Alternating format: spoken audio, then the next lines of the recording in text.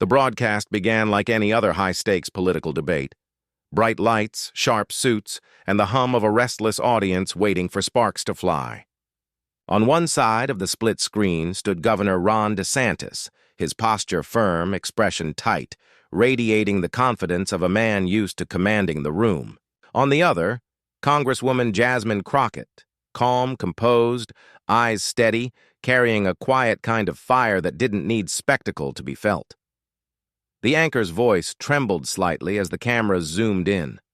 Tonight, Governor DeSantis and Congresswoman Crockett join us to discuss the future of American identity. A brief pause. Then, it happened. DeSantis leaned forward, tone sharp, almost mocking. Congresswoman, maybe if you spent less time grandstanding and more time understanding how the real world works, you'd know leadership isn't about playing the victim. The studio fell into a stunned hush. Even the anchor blinked, unsure whether to intervene or let the moment hang. The lights above flickered faintly, as if the electricity itself caught the tension in the air. DeSantis smirked, convinced he'd landed his blow, but Jasmine didn't flinch. She didn't raise her voice. Instead, she breathed, one calm, deliberate breath, and tilted her head slightly, her expression unreadable. The silence that followed was heavier than any rebuttal. Viewers across the country leaned closer to their screens. The anchor tried to cut in, voice cracking. Let's keep this civil—" But the words drowned under the gravity of what was about to unfold. Jasmine's lips parted just slightly, her voice measured and unwavering. "Governor," she said, "I was elected to represent people who live in that real world you like to talk about, the ones your policies keep trying to silence." The audience gasped audibly. DeSantis's smirk faltered, just for a moment, enough for millions to catch it in real time. Cameras tightened on Jasmine's face. Calm, radiant, unshaken. Across social media, clips began to spread before the moderators could cut to commercial. The hashtag Crockett vs. DeSantis appeared within minutes, climbing faster than anyone anticipated. And as the broadcast continued, one truth became clear. Something seismic had just begun, because what Jasmine said next would rewrite the rules of political power on live television. To understand how this clash erupted, we have to rewind just a few days. The stage wasn't built overnight. It was forged in weeks of political turbulence and rising tension across America. Governor Ron DeSantis had been making headlines for months. His latest string of state policies, targeting education, protest rights, and cultural programs, had ignited national outrage. Some hailed him as a defender of traditional values, while others saw him as the face of political regression in 2025. His fiery press conferences, his dismissive tone toward critics, it all built a persona larger than his office. A man who loved the fight as much as the power that came with it. So, when a major network invited him to a live televised forum titled Freedom and the Future of America, it seemed like another opportunity for him to control the narrative, to frame himself as the ultimate guardian of American ideals. But then came the twist. The producers announced his debate partner, Congresswoman Jasmine Crockett. That single announcement lit up every corner of the internet. Crockett, the rising Democratic star known for her unapologetic truth-telling and laser-sharp intellect, was no stranger to confrontation. Her viral House speeches had already earned her a reputation, fearless, unfiltered, and immune to intimidation.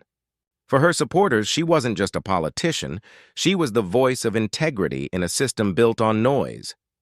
Within hours, hashtags began trending. Freedom Forum 2025. Crockett vs. DeSantis, Truth vs. Power. Pundits called it the showdown America didn't know it needed. One cable host described it as a collision between the polished ambition of establishment, power, and the raw authenticity of a people's fighter. The stakes weren't just political, they were moral. Both sides prepared. DeSantis's team crafted sound bites, rehearsed talking points, and polished his posture for television dominance.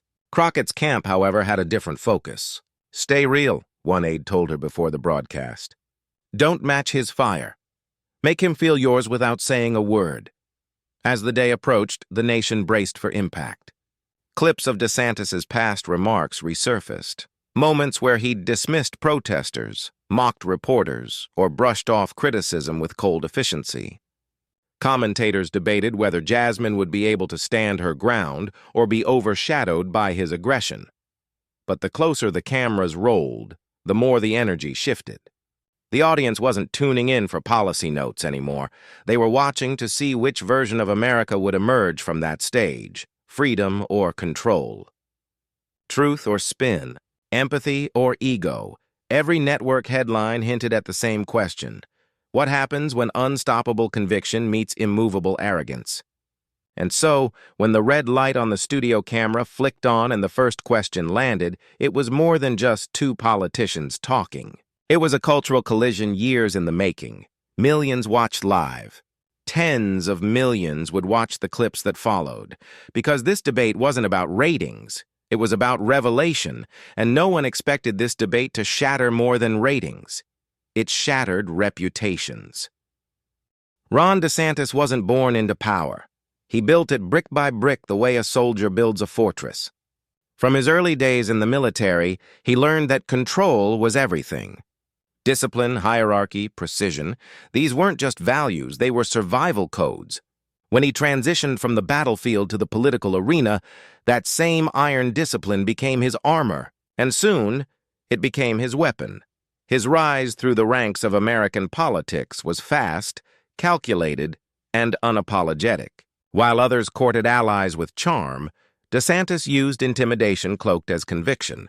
He framed every disagreement as a weakness, every compromise as surrender. Supporters called it leadership. Critics called it something darker, governance through fear disguised as order. His speeches electrified his base. He spoke of defending freedom, of protecting families, and keeping America strong. But beneath the patriotic phrasing lay a quieter undercurrent, an exclusionary vision of who that freedom was really for. His administration's record reflected it. Book bans that erased voices of color and identity, education laws that silenced discussions of race and gender, and cultural directives that punished those who dared to challenge the state's definition of morality. Each policy was defended with military precision, firm, unyielding, emotionally detached. But behind the press conferences and the stern tone was something else, a growing obsession with control. The more resistance he faced, the tighter he gripped the reins.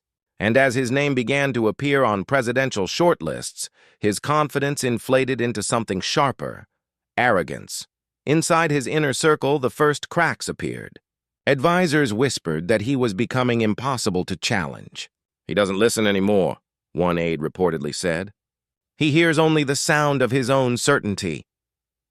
Staffers rotated in and out at a dizzying pace, unable to keep up with his relentless pursuit of dominance.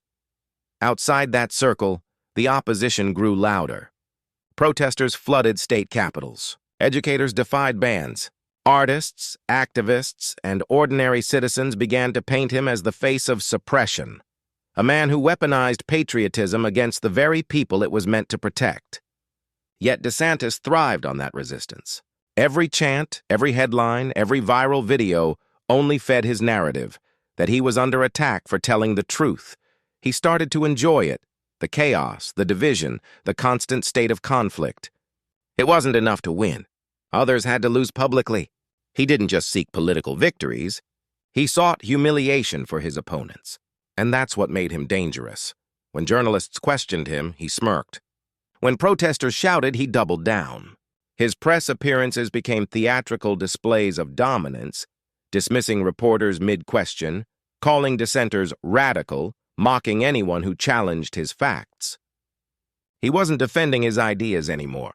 He was defending his ego. And yet, deep within the echo chamber of his power, the whispers continued. Former allies began to distance themselves. Conservative commentators who once praised him started calling his approach unsustainable. But he didn't care. To DeSantis, retreat was betrayal. Reflection was weakness. As his profile expanded nationally, his tone hardened even further. Each appearance on television was another chance to remind the nation who he believed held authority. The smirk, the sharpened phrasing, the clipped responses, it all became part of his brand. So when producers pitched him the debate with Jasmine Crockett, he didn't hesitate. He saw it as a chance to dominate the narrative again, to put a rising Democratic star in her place on live television. He didn't study her record, her speeches, or her background. He didn't think he needed to. To him, she was just another voice in the opposition. Chorus, one he could silence, with a few rehearsed lines and that signature smirk. But that arrogance, the same force that propelled him to the top, had begun to rot from within. He had grown so accustomed to control that he mistook fear for respect. He no longer saw the line between authority and audacity, and so, as he prepared his notes before the broadcast, surrounded by aides nodding in rehearsed agreement, he didn't sense what was coming. He believed he was untouchable. He believed his words could still command the room. But what he didn't know was that this time, his sharpest attack was about to meet its calmest counter. Before the bright lights of cable news and the roar of divided audiences, Jasmine Crockett was a voice rising from the cracks of forgotten neighborhoods, a voice that learned early how to turn pain into power. She didn't come from privilege or pedigree. She came from purpose. Her earliest memories weren't of marble floors or polished podiums. They were of crowded church basements and community centers filled with people who didn't have much but refused to give up on hope. Those rooms were her first classrooms, where she learned that leadership wasn't about commanding silence. It was about amplifying those who'd been silenced. As a young lawyer, Crockett didn't chase headlines. She chased justice. She took the cases no one else wanted. The tenant evicted for speaking out, the protester arrested for standing up, the single mother fined for surviving. Each victory was small but sacred. Each loss carved lessons into her soul. She quickly earned a reputation, not just as a fighter, but as one who fought with both fire and grace. Her courtroom presence was fierce, but never cruel. When she spoke, people listened, not because she was loud, but because she was clear. Truth, for Jasmine, wasn't something to perform. It was something to live. As her profile grew, so did the resistance against her. Media pundits dismissed her passion as anger. Political rivals labeled her too emotional. Every stereotype sharpened into a weapon meant to contain her. But instead of softening her tone to fit expectations, she doubled down on authenticity. "If my truth shakes you," she once said at a rally, "then maybe it's the lie you're standing on that needs to crumble." Her rise into Congress wasn't an accident. It was an evolution. The people who once packed those small community halls now watched her on national television, standing in the halls of power, carrying their stories like armor. Yet with each new platform came heavier burdens. She wasn't just representing her district anymore. She was representing those who saw in her the reflection of what America could be if courage was allowed to speak. Behind the cameras, though, the work was brutal. The long nights drafting bills that powerful committees buried before daylight. The quiet heartbreak of watching good legislation die at the hands of political theater. The whispered warnings from mentors. "Don't push too hard, Jasmine. They'll come for you." But she pushed anyway, and when they came for her, she stood taller. She faced the media's selective framing with surgical calm, never pleading for fairness, only demanding accountability. When asked why she didn't smile more during interviews, she replied, "I'm not here to make anyone comfortable. I'm here to make change." Still, the cost was real. The endless scrutiny, the threats that poured into her office, the friends who drifted away because the fight consumed too much of her time, too much of her heart. But she never let the weariness show. Her faith, in her people, in her purpose, became her refuge. Unlike DeSantis, whose power depended on control, Jasmine's power came from connection. Her speeches weren't performances, they were bridges. When she spoke of equality, it wasn't theory, it was testimony. When she talked about justice, it wasn't rhetoric. It was remembrance. In quiet moments, she often thought of her grandmother, the woman who raised her to believe that dignity is the loudest form of defiance. That phrase became her compass. It guided her through every insult, every interruption, every smirk from men who underestimated her, and yet, for all her strength, there was still humility in her core. She didn't see herself as a hero, only as a witness to something larger. "I'm not fighting for attention," she once told a journalist. "I'm fighting for those who've been told their truth doesn't matter." That difference, between performing for power and serving through purpose, defined the gulf between her and DeSantis.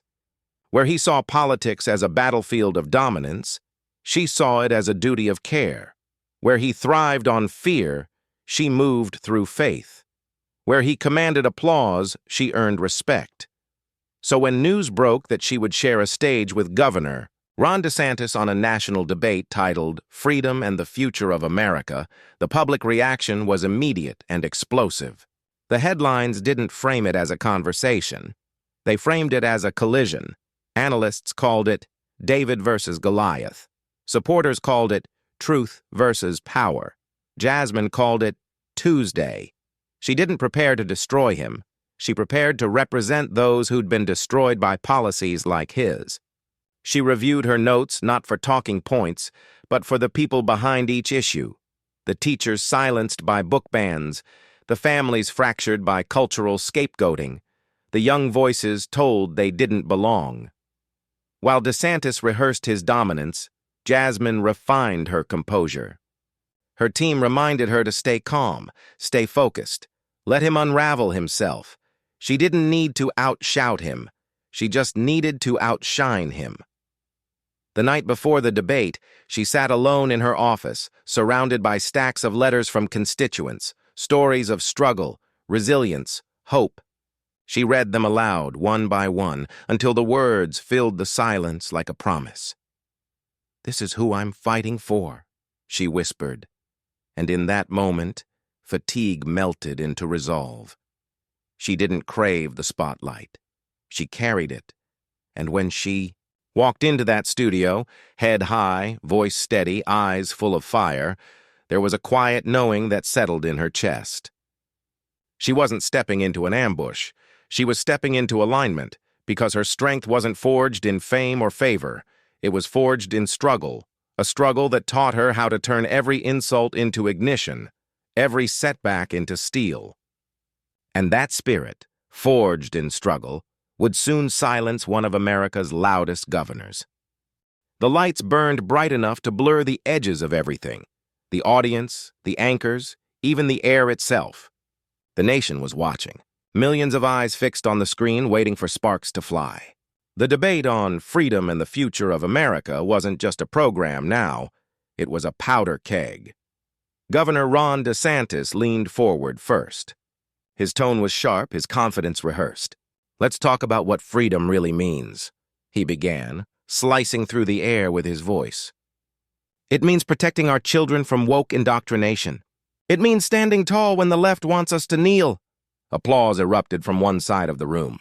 He smiled, savoring it like a victory sip. Across from him, Jasmine Crockett sat still, her posture straight, her eyes unflinching. She didn't blink. She didn't flinch. She waited. DeSantis sensed the silence and filled it quickly, pacing his words like a performer aware of every camera angle. "You see," he said, gesturing broadly, "some people think freedom is about feelings. I think it's about strength, discipline, control." His words carried that practiced edge, the tone of a man who believed dominance was the same as leadership. The moderators tried to steer the discussion, but he overrode them, charging through every attempt at balance. "What's really hurting America," he continued, "are politicians who care more about identity than unity, who see division as opportunity. We can't build a strong nation on victimhood." Crockett inhaled slowly. Her fingers pressed lightly together on the desk before her. Still, she didn't interrupt. He smirked, sensing advantage. "You see, Congresswoman Crockett represents that exact mindset. Always playing the race card. Always talking about oppression, always angry. Maybe if she spent less time talking about division and more time serving real Americans, we'd actually move forward. The studio went silent for a beat, a silence that didn't feel empty but electric. The audience shifted. One of the anchors cleared his throat, eyes darting nervously between the two. Crockett's lips parted slightly, but she didn't speak yet. Her gaze remained steady. It wasn't rage. It was something far more disarming, composure. DeSantis leaned back, pleased. The smirk grew. "I'm just saying," he continued, his voice dripping with condescension. "We can't keep letting emotions dictate policy. America needs leaders, not lectures." The camera zoomed closer on her face. Calm, unreadable. The hum of the audience grew louder, like a rising tide beneath the surface. When the moderator finally turned to her, asking for her response, she nodded once. But before she could speak, DeSantis interrupted again, waving his hand dismissively. "Look, she can try to twist my words all she wants, but facts don't care about feelings." Laughter from a few supporters rippled through the audience. One of the anchors tried to cut in. "Governor, let's allow—" But he kept going, the rhythm of power too addictive to stop. "We've coddled weakness for too long. This country was built by men and women who didn't whine when life got hard. They worked. They fought. They didn't complain about oppression. They overcame it." The tension was now palpable. Cameras panned to Crockett again. The producers in the control room whispered, "Hold on her face. Stay there." Because something was shifting. The air had thickened. Every viewer at home could feel it. That moment before thunder cracks. Crockett finally leaned forward. Not hurried. Not reactive. Intentional. "Are you finished, Governor?" she asked softly. He chuckled, glancing toward the anchors. "Oh, I'm sure you'll tell me when you think I am." A few uneasy laughs flickered through the room. She nodded slowly. "You're right about one thing," she said, her voice steady. "America was built by people who didn't complain. They acted. They fought for a promise that the flag you talk about so proudly would one day represent all of us. You call it division. I call it history." The audience quieted instantly. DeSantis shifted in his seat, trying to interject, but something in her tone, measured, surgical, stopped him. She continued, "Patriotism isn't about who shouts loudest. It's about who listens when the truth hurts. And the truth is, power without empathy isn't leadership. It's tyranny dressed as discipline." A sharp intake of breath swept across the audience. The anchors froze. Even DeSantis blinked, the smirk faltering for the first time. Her voice lowered, each word precise. "You talk about strength, Governor, but strength isn't in silencing others. It's in standing firm enough to hear them. Maybe what America needs isn't another man talking at us, but someone finally willing to talk with us." There it was. The shift. The crowd's energy flipped from tension to awe. Applause broke like thunder rolling through the studio. DeSantis stared at her, the grin gone. Cameras zoomed in on his silence, on her poise, on the undeniable reversal unfolding live. Viewers across the country leaned closer to their screens, sensing that something bigger than debate decorum was happening. A crack in the armor of arrogance, a mirror held up to power itself. Then came the moment. One sentence that flipped the entire nation's perception in real time. For a heartbeat, the room was motionless. The cameras, the crowd, even the air itself seemed to pause, like the universe was leaning closer. Then Jasmine Crockett straightened her posture, adjusted her microphone, and began. Her voice didn't rise. It didn't shake. It cut. "Governor," she said, eyes locked on DeSantis. "You talk about freedom as if it's a trophy you get to keep for yourself. But freedom isn't yours to gatekeep. It's everyone's birthright." The tone was measured, deliberate. She wasn't debating. She was dismantling. "You say you're protecting children from indoctrination," she continued. "But what you've really done is teach them fear. Fear of books, fear of history, fear of anyone who doesn't look like you or pray like you." A murmur rippled through the audience. One of the anchors glanced nervously at the producer's booth, unsure whether to intervene or let the storm unfold. Crockett didn't stop. Her eyes never left his. "You banned books about Rosa Parks and Dr. King, then called it leadership. You silenced teachers who dared to tell the truth about slavery and called that protecting innocence. But what you're protecting, Governor, is ignorance, and ignorance has never been patriotic. DeSantis shifted in his chair, jaw tightening. He tried to interject, but she raised one finger, not in anger but in command. The studio fell silent again. You talk about discipline, she said. Let's talk about yours. A flicker of surprise crossed his face. Under your watch, she continued, voice sharpening like glass. Teachers left classrooms in record numbers. LGBTQ+ students were bullied under your so-called "don't say gay" law. Immigrants, who pick the crops, build the homes, and raise the children of your state, were told they don't belong. You turned human lives into talking points, and now you want to call that leadership. Every word landed like a strike, precise, factual, lethal. The crowd was no longer divided. They were mesmerized. Crockett leaned forward. You said America was built by people who didn't complain. But tell me, Governor, when our ancestors were chained, when women were denied the vote, when workers bled in factories for pennies, was it complaining when they demanded justice? Or was it courage? Gasps, audible ones. Even the camera operators froze mid-pan. DeSantis blinked hard, lips tightening. For the first time, he didn't have a soundbite ready. Crockett continued, her tone softening just slightly. That dangerous calm before the emotional crescendo. See, the difference between you and me isn't politics. It's perspective. You think leadership means control. I think it means compassion. You think silence equals strength. I think silence in the face of injustice is weakness. The anchors sat motionless, eyes wide, pens forgotten in their hands. She went on, now weaving in the personal, grounding her argument in the human cost of his rhetoric. I've met the kids who were told their stories didn't belong in your classrooms. I've held mothers who wept when their sons were deported after 20 years of living and working in Florida. And I've stood beside teachers who couldn't say the word equality without fear of losing their jobs. Her voice wavered slightly, not with fragility, but with truth. So when you say you're protecting America, Governor, what America are you protecting? The one that erases its past or the one that learns from it? The silence in the room was deafening. You could hear camera shutters clicking softly, capturing a moment that already felt historic. DeSantis swallowed, eyes darting toward the moderators as if to signal a pivot. But the control he'd owned moments ago was gone. The energy had shifted. Crockett looked straight into the lens now, not at him, but at the millions watching at home. Her voice steadied again. America doesn't need another strongman with slogans. It needs servants with souls, people who remember that freedom isn't loud, it's lived. And then, the moment.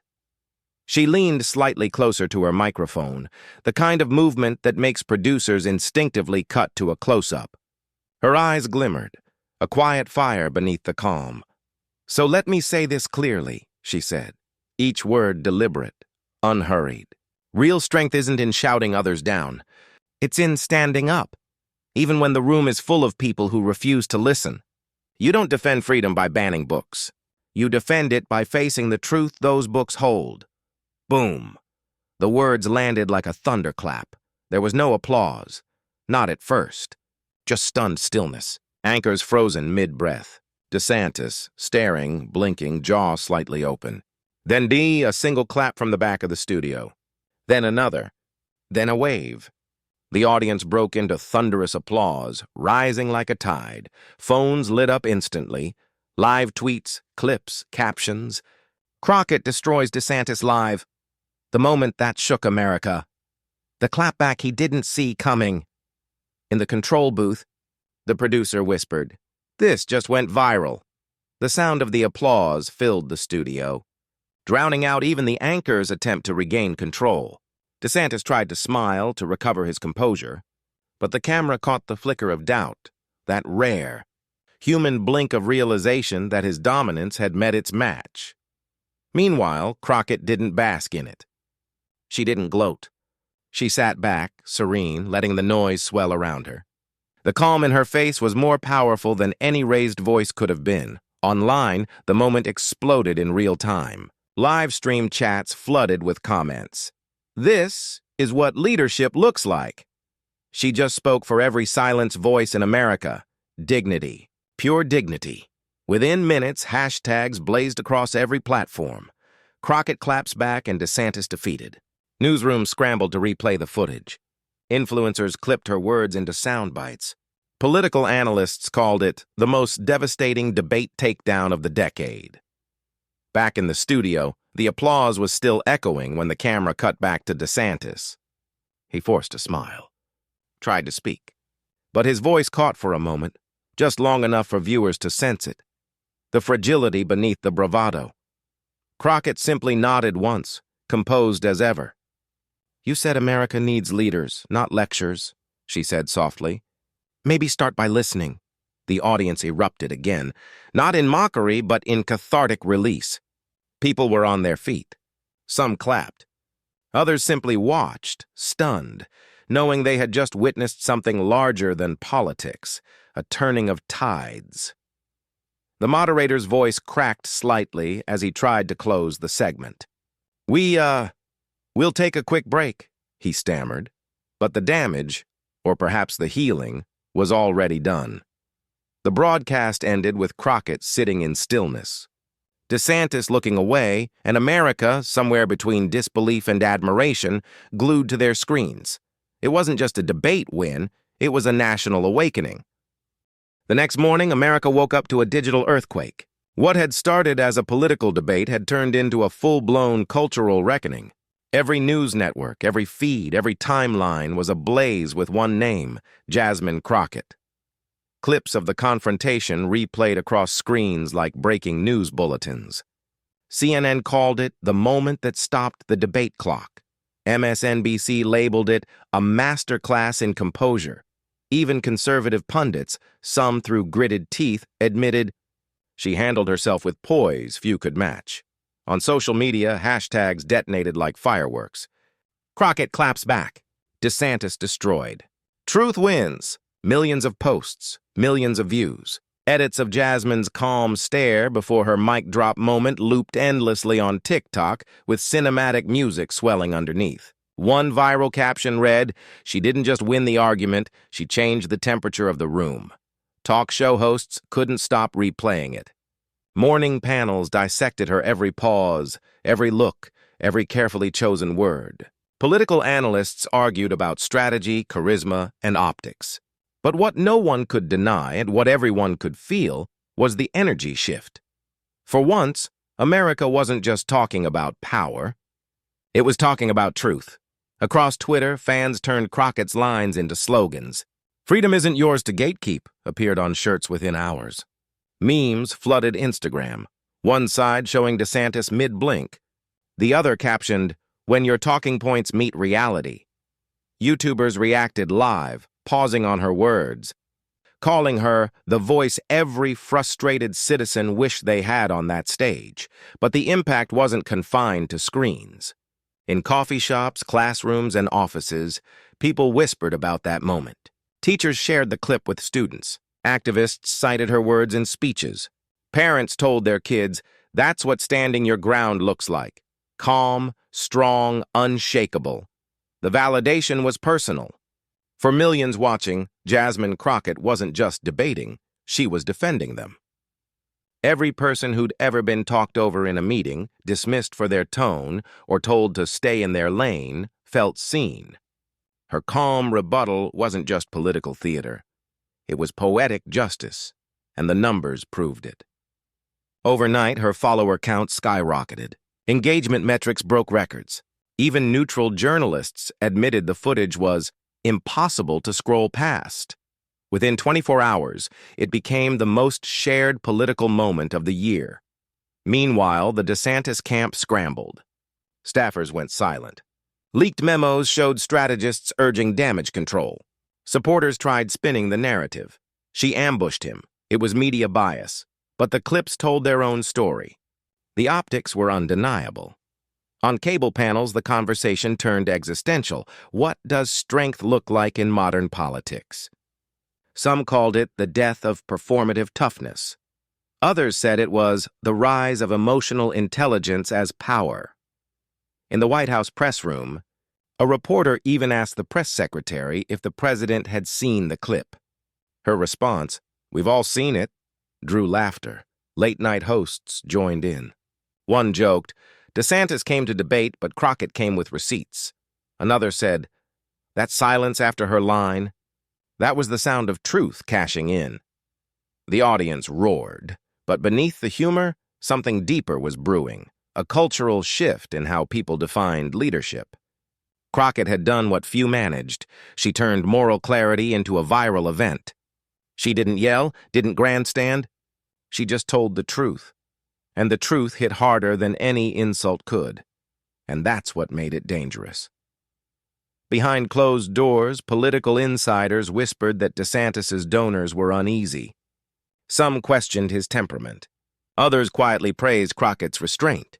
Editorial boards wrote op-eds titled, "The Calm That Cut Through the Noise." Commentators from both sides admitted this was more than a moment. It was a message. Meanwhile, Crockett stayed silent. No victory tweets, no interviews, just stillness, letting the world absorb what had happened. Her silence spoke louder than any follow-up statement could. It said, "I don't need to explain the truth. You heard it yourself." Yet even as the country buzzed, another kind of energy began to stir, the kind that comes after a storm, when the air feels too still. Because while the internet crowned Jasmine a hero, others behind the scenes began plotting how to reclaim the narrative. Commentators hinted at upcoming rebuttals. Political action committees drafted statements. DeSantis's allies prepared counter-campaigns designed to shift attention, but none of them could erase the image seared into millions of minds, a governor silenced, and a congresswoman standing firm in truth. The internet had crowned her. The media had replayed her. The people had embraced her, yet even as the applause echoed online, a question lingered, unspoken but undeniable. What happens when truth becomes too powerful to contain? Because the clip that changed everything was just the beginning. The real storm was still gathering beyond the cameras. In the days that followed, the noise began to fade. The hashtags slowed, the comment wars thinned, and the endless debate panels finally gave way to reflection. Yet even as the media cycle moved on, one image refused to fade from the public mind. Jasmine Crockett, steady as stone, facing down a governor who had built his career on volume, and winning, not with rage, but with reason. What this moment revealed cut deeper than politics. It was a mirror held up to America's spirit, showing that dignity still has the power to disarm ego and authenticity still triumphs over the machinery of propaganda.